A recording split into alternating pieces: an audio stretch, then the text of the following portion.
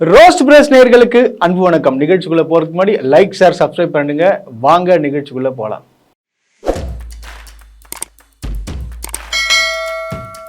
நானும் பார்த்துனே இருக்கேங்க. இவங்களை சரி, இவங்களை பற்றி வீடியோ போடக்கூடாதுன்னு நினச்சா, ஆனால் இவனுங்க பண்ணுற சேஷ்டெல்லாம் ஒன்று பார்த்தீங்கன்னு வச்சுங்களேன். அதாவது இவனுங்களே கண்டென்ட் கொடுக்குறாங்க. தம்பி, எங்களை பற்றி பேசுப்பா, நாங்கள் தான் தினமும் ஒன்று கண்டென்ட் கொடுக்குறோமாப்பா அப்படின்னு சொல்லிட்டு வரானுங்க. ஏன்னா நம்ம பேசிதான் ஆக வேண்டிய சூழ்நிலை. ஏன்னா சில இளைஞர்கள், நிறைய இளைஞர்கள் என்ன பண்றாங்கன்னா, இப்போ விஜயோடைய மோகத்துல இருக்கானுங்க. விஜய்ன்னு சொல்லிட்டு அவன் மைண்ட்ல இருக்கு. இன்னும் சினிமா மோகத்துல இருக்கிறாங்க. ஸோ அதனால கட்டாயமா இந்த மாதிரி தற்கூறிகள பேச்செல்லாம் கேட்டு நிறைய பேர் சீர்கெட்டு போறாங்க. சரி, அதெல்லாம் மாற்றணும்னு சொல்றதுக்காக தான் தினமும் இந்த தற்கூறிகளை பத்தி பேசிட்டு இருக்கோம். ஏன்னா இவனுங்கெல்லாம் அரசியல்னா என்னன்னே தெரியாம இந்த அரசியலை சீரழிக்கிறதுக்காக, அதாவது மக்களுக்கு நல்லது செய்ய வரேன்னு சொல்லிட்டு, அதாவது டோட்டலா தமிழ்நாடை காலி பண்றதுக்காக இந்த கூட்டம் வருது. ரொம்பவும் அபாயகரமான ஒரு கட்சின்னா பார்த்தோம்னா இது தாவேகா தான். ஏன்னா ஒரு அரசியல் அடிப்படை அறிவில்லாதவங்க தான் அவனை சுத்தி இருக்கிறாங்க தவிர வேற எதுவுமே தெரியாது. விஜயோடைய மார்க்கெட்டை வச்சு இவங்க எல்லாம் என்ன பண்றாங்க, இவனுங்க தான் ப்ரமோஷன் பண்றதுக்காக இந்த வேலையை பண்றானுங்க. ஆனா இவனுக்கு என்னென்ன அரசியல் பண்ண இவனுக்கு என்ன தெரியும்? இங்கெல்லாம் போயிட்டு வேலை செஞ்சிருக்கானுங்க, மக்களுக்கு என்னென்னலாம் பண்ணிருக்காங்கன்னு சொல்லிட்டு அந்த அடுத்த கட்ட தலைவர்களா இருக்காங்க பாத்தியா, அவங்க எல்லாரும் நீங்க கேட்டு பாருங்க, தெரியாது. அவனுக்கு எல்லாம் என்ன நோக்கம்? காசு சம்பாதிக்கணும், பப்ளிசிட்டி தேடணும். இதுக்காக தான் ஒரு கட்சி ஆரம்பிச்சு பண்ணிட்டு இருக்கிறானுங்க. இதுல விஜய் இறக்கி விட்டுருக்காங்க. விஜய் இறக்கி விட்டது யாருன்னு தெரியும், உங்களுக்கு பிஜேபின்றது எல்லாம் தெரியும். எனக்கு நேற்று ஒரு மேடையில நான் பாக்குறேன், இல்ல பேசுறதுக்கு முன்னாடி இந்த வீடியோ நீங்க பாருங்களேன். 5000 கோடி 10,000 கோடி எடுத்து வச்சு நீ ஜெயில போய் இருக்கிறதுக்கு இப்ப இருக்கிறது இன்னைக்கு ஒரு மனிதனுக்கு தேவைன்னா காலையில ஒரு 5 இட்லி, மதியானம் கொஞ்சோண்டு சாதம், நைட் ஒரு 5 இட்லி 6 இட்லி, அது போதுங்க. அதுக்கு உண்டானது இருந்தா நமக்கு போதும். அதாவது புசியானந்த் இப்ப பேசியிருப்பாரு பாத்தீங்களா, அதுல என்ன சொல்றாப்புலன்னா, நாங்க 5000 கோடி 10,000 கோடி அச்சுட்டான்னா ஜெயிலுக்கா போயின்னு இருக்கோம் அப்படின்றாப்புல. நாங்க கொஞ்சம் சோத்துக்கும் கொஞ்சம் 4 இட்லி சாப்பிட்டு நாங்க இருக்கிறோங்க அப்படின்னு சொல்லிட்டு விஜய் கொஞ்சம் சாப்பாடுக்கும் 4 இட்லிக்காக தான் இருக்காப்புலையா, 10 இட்லிக்காக தான் இருக்காப்புலையா. ஓ, நான் கொஞ்சம் சோறு 10 இட்லி 200 கோடி ரூபாவா? அதுக்கு 200 கோடியா? உச்ச நடிகர் பெரிய உச்சத்தை விட்டு மக்களை காப்பாற்றுறதுக்கு வந்துக்கிறார். இப்ப தமிழ்நாடு சீரழிஞ்சு போயிட்டு இருக்கு. இவனுக்கு தான் மகாத்மா, இவனுக்கு காப்பாற்ற வரானுங்களா? இல்ல, என்ன பேச்சு இது? 32 வருஷமா தலைவர் அவர்கள் நல்ல உச்சத்துல இருக்கிறாரு. ஏடா நீயே உன்னை கலாச்சிக்கிறியாடா நீ? அது எப்படி நீ சொல்றீங்க? நீங்க அது 4 இட்லி கொஞ்சம் சோத்து, அதுதான் அது மட்டும் தான் எங்களுக்கு வாழ்க்கை அப்படியா? இப்ப விஜய்க்கு எத்தனை வீடு இது தெரியுமா? எல்லாத்தையும் ட்ரஸ்ட் இல்லையா, இல்ல மக்களுக்கு எழுதி கொடுத்துட்டு ரோட்ல வர சொல்லு, ஒரு சின்ன வீடா எடுத்து தங்க சொல்லு. என்ன ஒண்ணு புரியலையே? அது இன்னும் மகாத்மா மாதிரி பேசிட்டு இருக்கீங்க. இல்ல அவர் அரசியலுக்கு வர வேண்டிய கட்டாயம் என்ன? ஒண்ணுமே கிடையாது.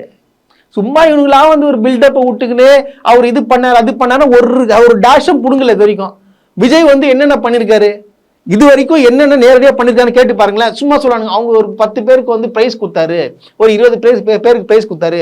இப்பதான் ஒரு 500-600 பேருக்கு பிரைஸ் கொடுக்குறீங்க. அது எப்போ, எதுக்காக விருது கொடுக்குறீங்க? கடந்த ஒரு 3 ஆண்டுகளாக தானே. இந்த 3 ஆண்டுகளாக தானே கட்சி தொடங்க போறீங்கன்னு சொல்லி ஸ்டார்ட் பண்ணி இப்படி ஒரு அரசியல் பண்ணிட்டு இருக்கீங்க. நீங்க இவ்வளவு தூரம் ட்வீட்லாம் போடுறீங்க, எல்லாத்துக்கும் வாழ்த்து சொல்றீங்க. இத்தனை நாட்களாக வாழ்த்து சொல்லியிருந்தீங்களா? எல்லாத்துக்கும் வாழ்த்து சொல்லியிருந்தீங்கன்னா சொல்லுங்க, ஒத்துக்கிறோம். இல்ல ஒரு 10 வருஷமா நீங்க இந்த சேவையெல்லாம் செஞ்சுட்டு இருக்கீங்களா தொடர்ந்து? சும்மா அங்கங்க ஒரு மக்கள் பணி, எங்க ரசிகர் மன்றம், எல்லா ரசிகர் மன்றத்தையும் எடுத்து வச்சுங்க. எல்லாத்துலயும் இவங்க பண்ற வேலைகள் எல்லாம் பண்றாங்க. அந்த ஆட்டோ ஸ்டாண்ட்ல கூட நற்பணி மன்றம்னு சொல்லிட்டு வைப்பாங்க. ஒரு ஆட்டோ ஸ்டாண்ட் தொழில் சங்கம், ஓட்டுநர் சங்கம்னு ஏகப்பட்டது இருக்கு. அவங்களே பாத்தீங்கன்னா நிறைய பிள்ளைகளுக்கு உதவி பண்ணிட்டு இருக்காங்க வருஷம். சரி, அவங்க தொடர்ந்து பண்றாங்க, 10 வருஷமா பண்றாங்க. அவங்க சிஎம் நிக்கலாமா? என்ன இது? ஒரு பேசிக் இல்ல, ஒரு அறிவு இல்ல, ஒரு டேஷ் இல்ல. அப்புறம் எதுக்கு நீங்க எல்லாம் பேசிட்டு இருக்கீங்க? அது பண்ணிட்டாரு, இதை பண்ணிட்டாருன்னு.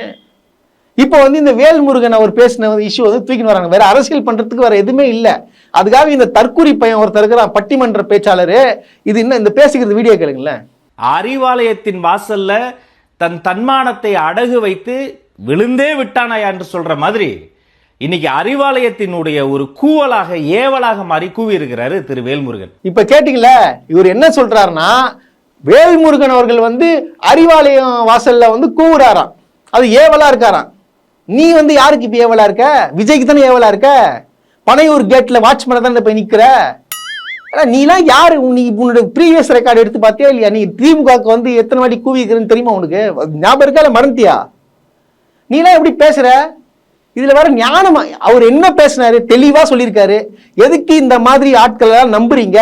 குழந்தைகளை வந்து நல்லா படிக்க வச்சு நல்ல மார்க் எடுத்து ஒரு கலெக்டர் ஆகணும், ஒரு இது ஆகணும் யோசிக்கணும். அதை விட்டு ஒரு நடிகனை பார்க்க வரத்துக்கு எதுக்கு இந்த மாதிரி பண்றீங்க? மைக்கை பிடிச்சி சிஎம் பண்றீங்க, ஒரு இளைய காமராஜன் சொல்றீங்க, இதுக்கு வந்து பெட்ரோல் வந்து கை தட்டுறீங்களே, இதெல்லாம் வந்து தமிழ்நாடு வந்து சீரழிக்கிறதுனா சமம் கட்டணம் சொல்றாரு.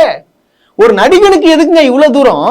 உடனே நடிகன் சொன்ன உடனே என்ன பண்றாங்க? வாழ்த்துக்கள் படத்துல இந்த வேல்முருகன் நடிச்சு சீன்லாம் எடுத்து போறாங்க. இவரு தான் நடிகரு, இவருனா தொடர்ந்து நடிச்சுனா இருக்காரு. இல்ல நான் கேட்கிறேன், தொடர்ந்து நடிச்சுட்டு இருக்காரா? இது சீமான் அவர்கள் வந்து ஏதோ இந்த ஒரு படத்துல வந்து சரி ஒரு வாய்ப்பு கொடுத்தா சரி கூட நடிங்க அப்படின்னு சொல்லிட்டு சொன்னாங்க. அப்ப அந்த டைம்ல வந்து எல்லாரும் ஒன்னா இருந்ததுனால வந்து சரி வாங்க நடிங்க அப்படின்னு சொல்லிட்டு கூப்பிட்டு இருக்காங்க. இதுல என்ன உடனே அந்த வீடியோவை போட்டு கலாய்க்கிறது தான் இவரும் ஒரு கூத்தாடின்னு. நான் கேட்கிறேன், வேல்முருகன் அவருக்கு வந்து தொடர்ந்து வந்து சினிமாவில் நடிச்சா சம்பாரிச்சுட்டு இருக்காரா? உங்களை மாதிரி சம்பாதிச்சிட்டு இருக்கா சொல்லுங்க. நீங்க தானே பெருசா சொல்றீங்க 200 கோடி உச்ச நடிகர் அந்த நடிகர்னு சொல்றீங்க. அந்த மாதிரி வேல்முருகன் பண்ணிட்டு இருக்காரா? நீங்க பதில் சொல்லுங்க. இல்ல அப்புறம் ஏன் இந்த பொழப்பு? எதுக்கு இது? அறிவாலய வாசல்ல கூவுறாங்க. நீங்க எங்க பனையூர் கேட்ல போய்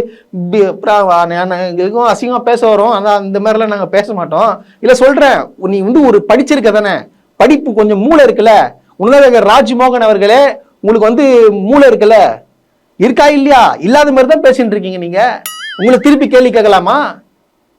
உடனடியா வந்து எல்லாம் என்ன சொல்றீங்க, இவர் வந்து பெண்களை வந்து ஆபாசமா பேசினேன்னு சொல்லிட்டு இப்ப புதுசா என்ன பண்றாங்கன்னு பாத்தீங்கன்னா, புது டெக்னிக், அதாவது மக்கள்கிட்ட வந்து தெளிவுபடுத்துறாங்களாம். இவங்கெல்லாம் வந்து விஜய் மேல ஓவரா இதா இருக்காங்க. ஒரு குழந்தைய விட்டு நான் கேட்கிறேன், அந்த குழந்தைக்கு அந்த குழந்தைக்கு எவ்வளவு அறிவு இருக்கும்?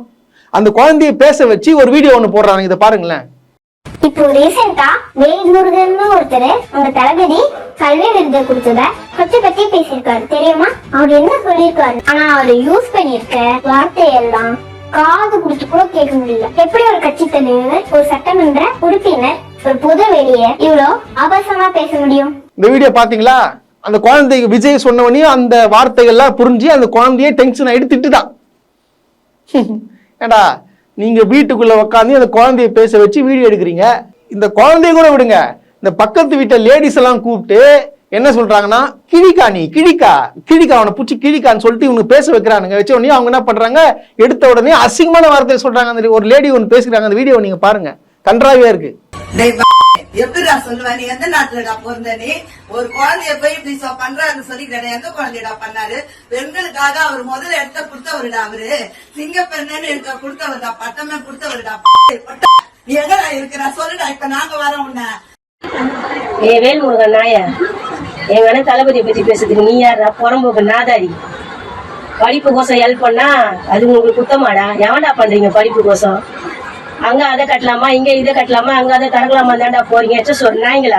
இந்த வீடியோ பாத்தீங்களா? இதுதான் இவங்களுடைய கட்சியை வளர்க்கிற விதம்.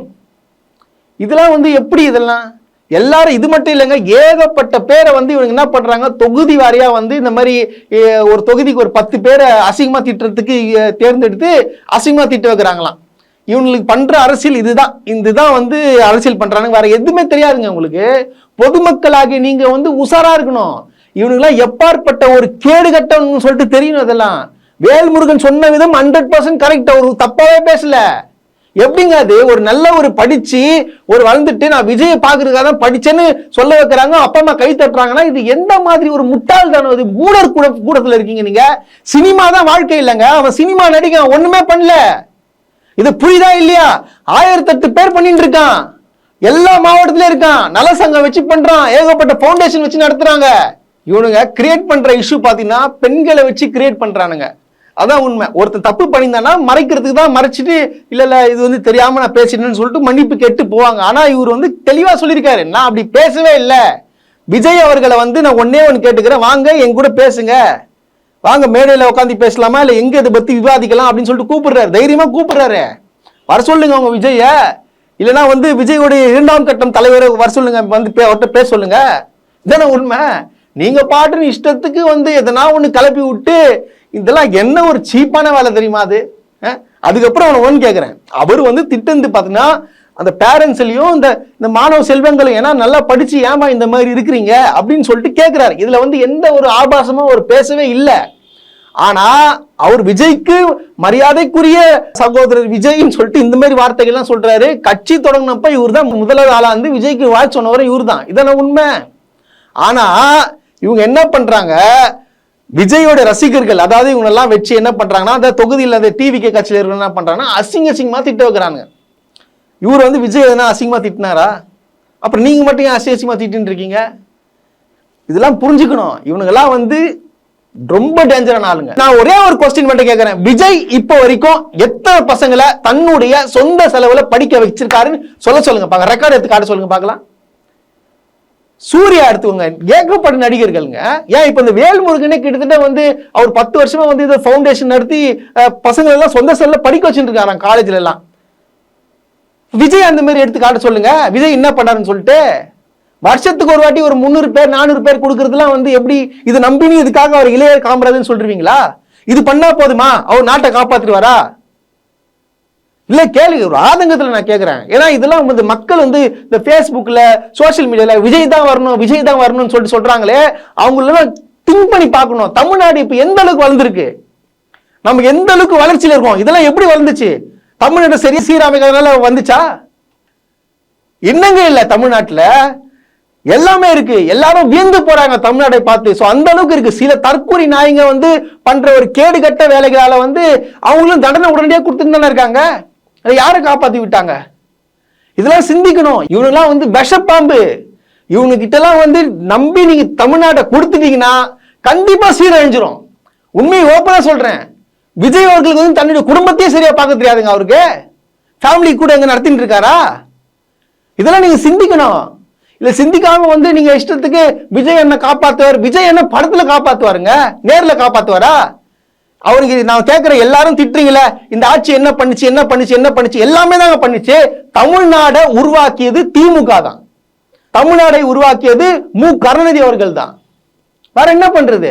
இப்ப பாத்தீங்கன்னா முதலமைச்சர் ஏகப்பட்ட திட்டங்கள் கொண்டு வந்துட்டு இருக்காரு.